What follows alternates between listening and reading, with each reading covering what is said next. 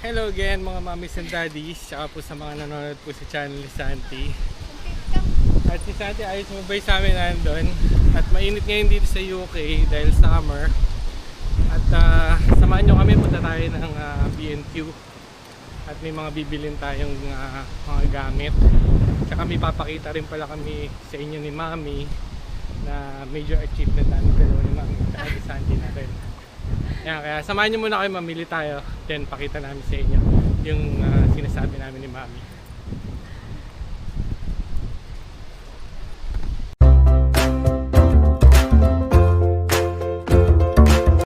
Nakauwi na ho kami at medyo mahaba-haba rin yung araw natin. At gusto ko nga pala ibalita sa inyo, nakabili na ho kami ng bahay dito sa United Kingdom. Ito po yung bahay na nabili namin. Yan. Nakabili na po kami ng bahay nila Mami. Bali 3-bedroom house siya. Meron siyang sariling kitchen. Meron din siyang sariling lounge. Meron din siyang dining area. At meron din siyang sitting room. At malaki yung garden. Bali mag-ayos pa kami nila Mami ng garden. Hanggang din yung garden natin. Ayun sila Santi tsaka si Mami. Bali may mga gagawa kaming dadating dito bukas. Bali magpapariwire pa tayo, marami pang gagawin, kaya makikita nyo kung paano natin ayusin yung bahay. At papagandahin pa namin ni Mami. Pakita ko muna sa inyo yung garden. Malaki yung garden. Nakalimutan ko lang yung sukat ng lupa. Yan yung ating magiging living area tsaka dining room. At itong garden, maglo-lawn mower tayo. Bumili na rin kami lawn mower. Ito ay apple tree. Yan, may apple tree tayo. Yan, may mga apple. Yan, ito rin apple tree. Tapos dito, allotment, bali ang tawag nila dito. Dito pwede tayo magtanim ng gulay. Yan, hanggang dito pa yung lupa natin. Yan, tapos ito roses, ititrim pa namin kasi medyo overgrown na talaga. Simula nung nag-spring, biglang naging ganito na yung itsura niya. Yan, marami ng damo. Yan, tsaka may puno din tayo dito. Yan. Yan siya. Tapos yan yung mga ano natin, paglalagyan natin ng mga tools natin. Yan. Meron tayong ganyan. And ingat lang tayo, roses so matinik. Balik tayo kila Mami dito. At ma-set up muna yung ating lawn mower. Si-set up ko yung lawn mower natin. Yan. At meron din kaming trimmer. Ano tawag doon, honey? Doon sa paglalagyan natin ng mga lawn mower. Ang tawag doon? Yung shed pala. Yun, nakalimutan ko yung tawag, shed. Ito yung kitchen natin. Nakasama na rin breakfast nook. So, pwede tayo maglagay ng small table dito. Buksan natin yung ilaw. Ito, buksan natin dito. Yan. Papalit pa tayo mga ilaw. Yan, papalitan pa natin. Papagandahin ni Mami. At maraming gusto si Maming ayusin. Ito yung banyo natin dito sa baba. May shower tayo dito. Yan. Shower room. Then ito, pantry natin. Tsaka mga pwede natin paglagyan ng mga gamit. Yung mga ref, iniwan lang nila. Yan. Papatry na yung palinisan. Pero yun nga, meron naman tayong ref eh. Tsaka washing machine. Baka mag-donate tayo. Tsaka dishwasher na? Tsaka may dishwasher din. Nandun. Nakalimutan ko palang buksan to. Kunin natin yung susi. Itong susian na to, 1938 pa to. Kaya tayo bumili ng bagong pinto. Papalitan din natin yung pinto.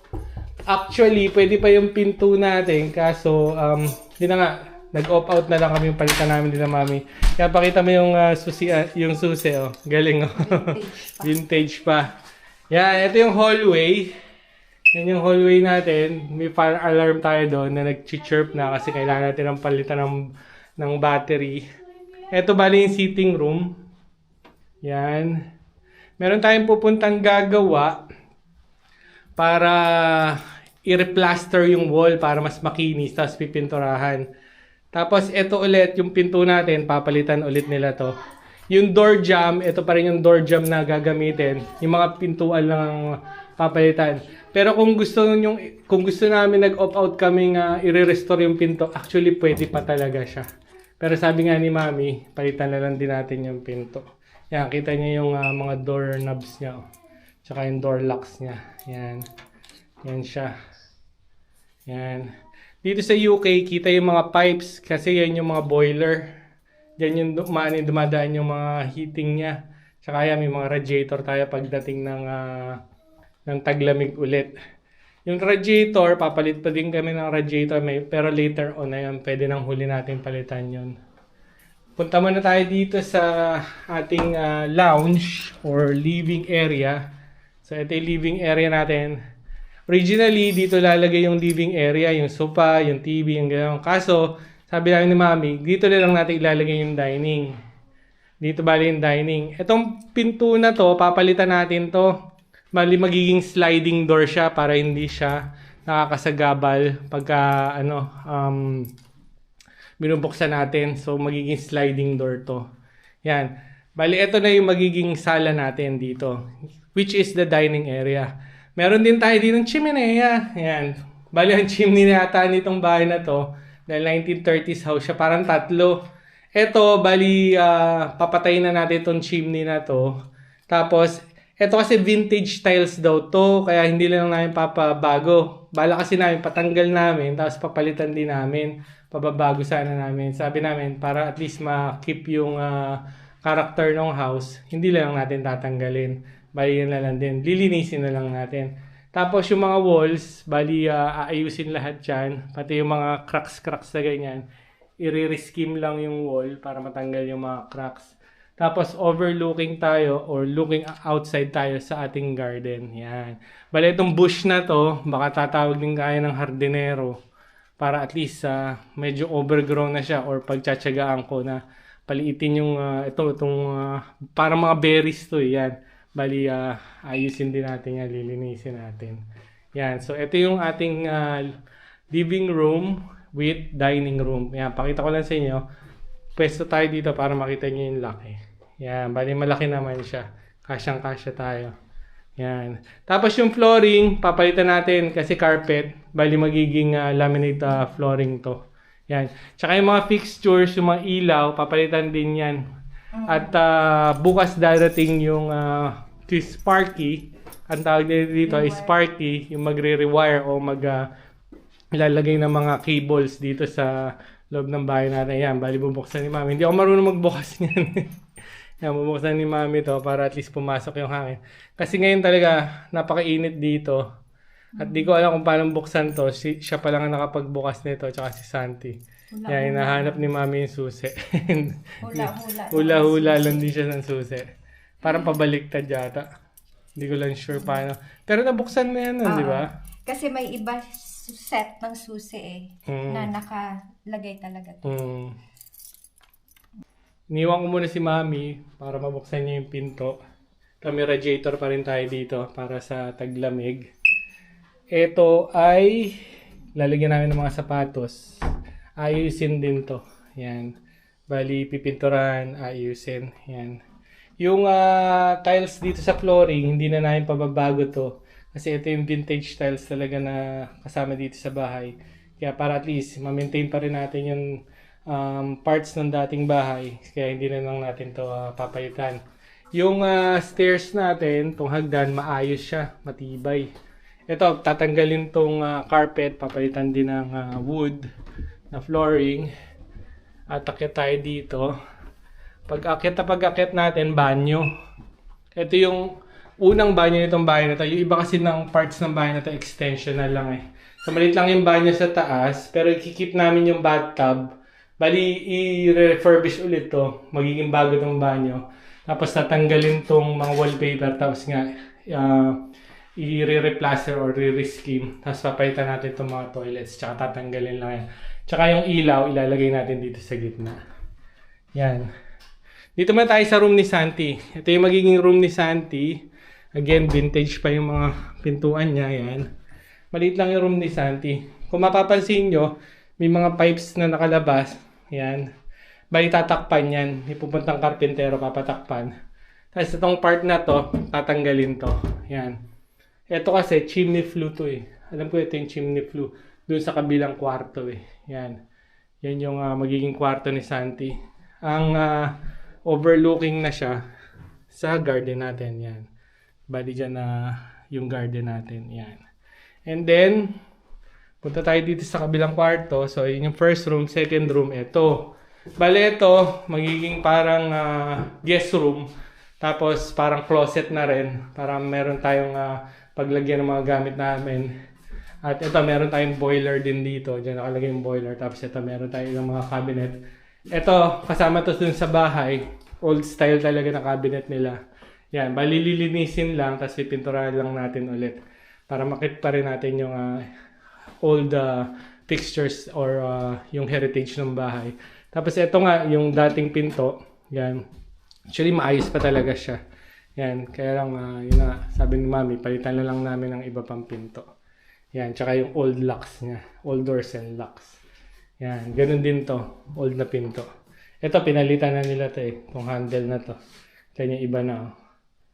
Ito yung bagong handle. Ito yung lumang handle. Yan. And then, dito na tayo sa master's bedroom. Ito yung master's bedroom namin. At, yan, meron ng chimney. Isa pa dito. Tapos katulad nung kanina pinakita ko doon sa other room, meron pa nito ulit na storage space. Yan. Tapos ito nga, papalitan din natin itong pinto with the old doorknobs. Yan.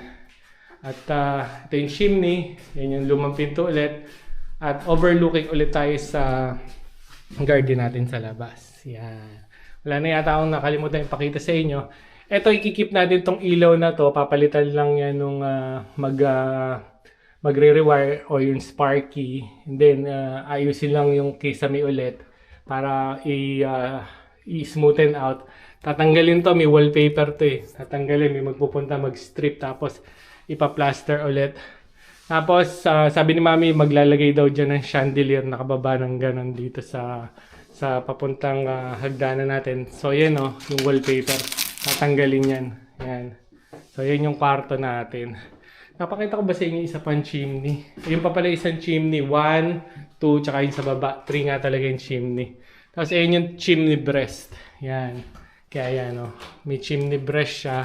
Para at least, kahit may apoy doon, kunyari, nung 1938 pa tayo, or 1930s, yan, medyo mainit pa rin dito sa kwarto na to. Ganun talaga yung pang heating system nila. Tsaka, tatanggalin niya mga wallpaper ulit. Yan. Tapos, babaguhin din natin yung mga kortina. Yan. Tapos, pag-usapan natin ni Mami kung kanong katagal kami nag-ipon at kung paano natin nabili itong bahay. Siguro yung proseso na yun, sasabihin namin sa inyo later on. Baba na ulit tayo. Punta na tayo kala Mami ulit. Kaya mapapansin nyo may handle kasi nga couple na matanda na yung nakatira noon. At yun na nga, nag-pass away na sila. At alam ko nag-pass away sila sa care home eh. At yun na nga, kaya ibinenta na lang yung bahay kasi wala naman magme-maintain. At ang maganda lang dito sa bahay nga na to is malapit lang sa work ko, tsaka malapit lang din sa high street o yung merkado nila, yung parang maraming mga shops. At dyan sa harap natin, meron din dyang bus station. Bali, ang convenience is yung bus station dun sa labas is si Mami pwede sumakay dun sa bus and diretso na siya papunta ng work sa hospital. Yan. Yan si Mami naglilinis. Yan, bumili siya ng broom. At i-ayos ko muna itong lawnmower. At ang oras natin ngayon is 6:30 na rin yata para simula tayong gardening ng konti. Dahil bukas may pasok na kami. Ito, mag-lawnmower na tayo. Na-assemble ko na. Tinesting ko muna bago ko pakita sa inyo. Para hindi ako mapaya. Nung una, hindi pa wala nakaayos yung pagkakasaksa ko. Yan. Lawnmower na tayo. Yan. Medyo mahaba na rin kasi yung grass.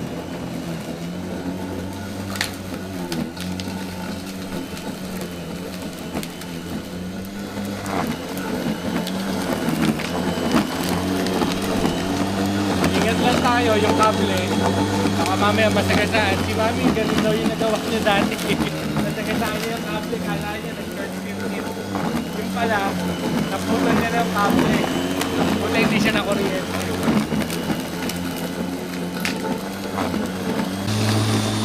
Maganda pala itong black pepper. Mura lang siya. Ayan. Medyo hindi lang mahaba yung ano natin. Ganyan lang nga tayo sa import. Bibili pa tayo. Nakalimutan namin kanina. Kasi medyo focus kami dun sa ano eh. Sa board. Kasi nga, nag-light si Pupunta yung gagawa ng board.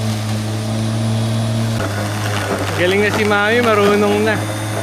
Aba, nag-aalis na ng wire kasi natuto na. Nadala na, naputol niya yung wire dati.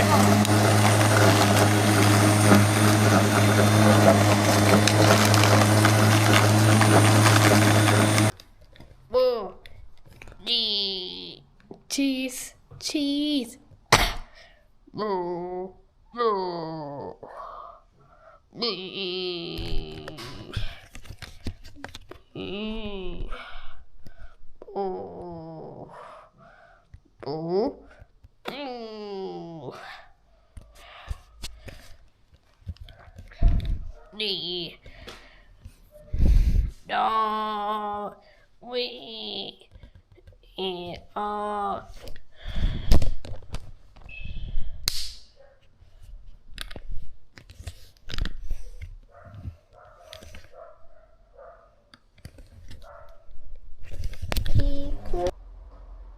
Bali, inabot din kami ng 9 o'clock at medyo nahawan-hawan na namin.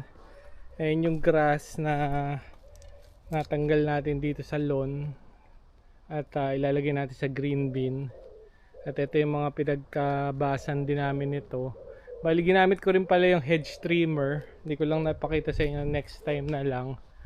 At again, yan po, nakabili na kami nila Sunshine ng bahay. At yung worth ng bahay, doon na lang natin pag-usapan pag nakabalik na tayo doon sa inuupahan pa namin.